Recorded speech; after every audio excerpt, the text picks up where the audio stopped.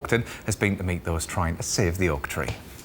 The oak has been planted in the English landscape since the last ice age, but now a mysterious disease is threatening to wipe out the species. Our national tree is a symbol of strength and endurance. It was used to build fleets of battleships. King Arthur gathered his knights around his oak wooden table, and Robin Hood lived among the oak trees of Sherwood Forest.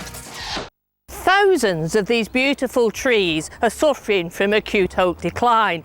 The effects are devastating, and nobody knows just how quickly it's spreading.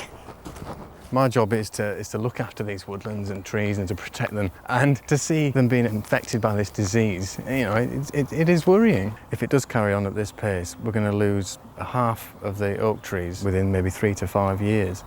Dr. Sandra Denman has been leading the investigation at Forest Research. You can see that the bark has split open, and at certain times of the year there's this fluid which runs down the bark of the tree. And there are some other things that can also cause these bleeding marks, Right. And so it's really important to check that this is acute oak decline. What I would expect to find here is that the inner bark, which is the food system of the tree, is being attacked. This is an indication that possibly this bacteria is having a key role. This particular bacterium, we haven't found it before. Sometimes when we open it up, we do see evidence of insect activity. And it's this boring insect that we're very worried about as well. It's the Agrillus beetle. So are we part of the problem as well?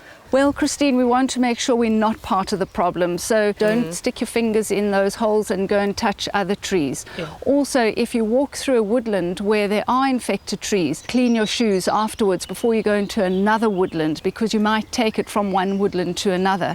This outbreak is just one of the threats to Britain's ancient woodlands.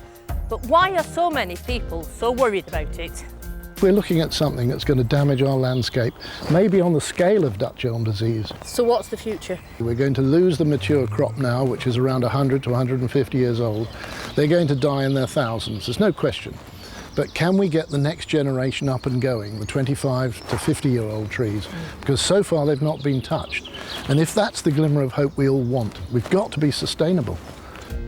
This tree is dead, and for me that is so upsetting, because the passage of time, the essence of history in plant cells just disappears. If we lose the symbol of England, what really have we got left?